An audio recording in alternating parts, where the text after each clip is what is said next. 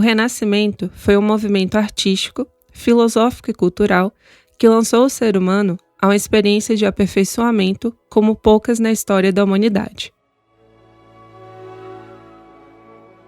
Das páginas da revista Esfinge para o podcast da Nova Acrópole.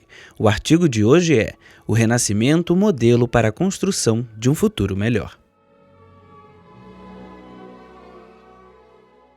O mistério do Renascimento se dá na Itália do Norte, no século XV. Chamamos mistério, pois apesar de podermos extrair antecedentes imediatos que justifiquem, de maneira lógica, estes não alcançam fazê-lo de maneira plena. É sem dúvida uma explosão cultural com consequências civilizatórias enormes. Custa muito ao historiador, crítico de arte ou intelectual aceitar tal concentração de luz espiritual e o tamanho metafísico dos seus portadores. Na região mais visitada do mundo está localizada a cidade que foi o berço do Renascimento, Florença. Berço do movimento filosófico, cultural e artístico mais importante dos últimos 500 anos, só comparado ao ocorrido em Atenas, de Sócrates, Platão e Aristóteles. Se pensamos em um lugar onde gostaríamos de estar em contato com a beleza e suas mais variadas formas de manifestação, esse lugar é Florença. Na cidade antiga, seu centro histórico, concentram-se quase 60 museus contendo o maior acervo de quadros e esculturas do Renascimento. Leonardo, Michelangelo, Donatello, Botticelli, Verrocchio, Rafael, Filippo Lippi, Fra Angelico, Ghirlandaio, Bronzino, Tiziano e Tintoretto. Histórias desse período de redespertar do humanismo e da cultura ocidental estão por toda parte, nos palácios, nas igrejas, nas paredes, nas capelas, nos salões e nas ruas. E o que tornou essa cidade tão especial? O que pessoas que viveram há mais de 500 anos nessa região têm para nos ensinar? O Renascimento foi o extraordinário movimento cultural e social que retirou o homem do mundo medieval e o lançou a uma experiência de aperfeiçoamento como poucas na história da humanidade. Estamos falando do humanismo renascentista. O ser humano escolhe se desafiar em múltiplas habilidades com a meta de construir sua maior obra, ele mesmo. Da maior parte dos conceitos que indicam as tendências da atualidade e do futuro, muitos deles foram gestados no Renascimento. Inovação, pensamento sistêmico, ecologia e sustentabilidade, sincretismo religioso, justiça social, liberdade econômica, criatividade, experimentos científicos e a visão humanista da filosofia. Todos são conceitos que praticamente nasceram ou foram trazidos ao conhecimento atual pelos renascentistas. Quais ingredientes possibilitaram o Renascimento?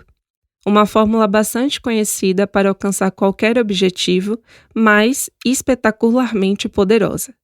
A combinação das pessoas certas, no momento ou contexto apropriado, com o uso dos ensinamentos e cultura adequados. Florença foi uma cidade de rara vocação republicana. Depois de ser uma antiga cidadela etrusca e depois romana desde a antiguidade, Florença parece ter preservado sua herança e vocação republicana. Desde 1250, ao contrário de praticamente todas as cidades medievais dominadas por vassalos ou reis, no caso das grandes cidades da Europa, Florença criou uma estrutura política solidamente republicana. A combinação das pessoas certas foram seus patrocinadores e promotores, a família Médici. Essa família de banqueiros, dos mais ricos da Europa, foi a grande apoiadora da ideia de resgatar o modelo da democracia ateniense e da República Romana. Também foi o responsável por financiar o resgate, as traduções e os estudos dos grandes clássicos ocidentais. Os principais temas da cultura humana foram estudados a fundo por um grupo de grandes mentes. Uma escola chamada Academia Platônica de Florença ressuscita Platão, Aristóteles, Cícero, Plotino, Homero, Hesíodo e Ésquilo. O Corpus Hermeticum e o Picatrix egípcios, os textos cabalistas, a Bíblia, o Alcorão e a Torá. Parecia não haver limites para a sede de conhecimento desse grupo, que tinha como plano recriar o mundo em torno dos ideais do mundo clássico. A religião seria infiltrada pelo neoplatonismo, tanto que estudiosos sérios da modernidade denominam o sincretismo religioso, promovido em Florença, de neoplatonismo cristão. A política demonstrava o desgaste das monarquias hereditárias e o quanto a república tornava a vida em sociedade mais ágil e justa. A arte aparece no Renascimento como estratégia fundamental para a construção do ideal humanista. Por fim, a ciência nasce e se desenvolve de maneira natural juntamente com a arte, numa atmosfera em que a curiosidade é incentivada e as pessoas querem saber cada vez mais sobre si mesmas e o mundo à sua volta.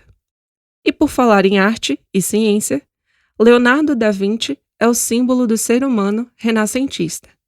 A imagem do homem vitruviano, retirada de um dos cadernos de anotações de Leonardo, representa muito bem o ideal do humanismo renascentista. O homem que toca o quadrado é o homem que constrói o mundo concreto que conhecemos. É o homem que se expressa e constrói, através de sua força e relação direta com a natureza, a cultura e a civilização. O homem que toca o círculo é o homem que sonha e vive as grandes ideias espirituais que têm inspirado a humanidade. Aquele que se une ao cosmos e se identifica com o universo. Em tempos de multiverso e de tantas divergências, conflitos e polarizações, o retorno à unidade é, sem dúvida, um dos maiores objetivos que nós, seres humanos, devemos procurar. As reflexões deste podcast foram retiradas do artigo O Renascimento, Modelo para a Construção de um Futuro Melhor, escrito por Fabiano Camilo, que você pode ler na íntegra no site revistaesfinge.com.br. Eu sou Manuela Carvalho, voluntária da Nova Acrópole.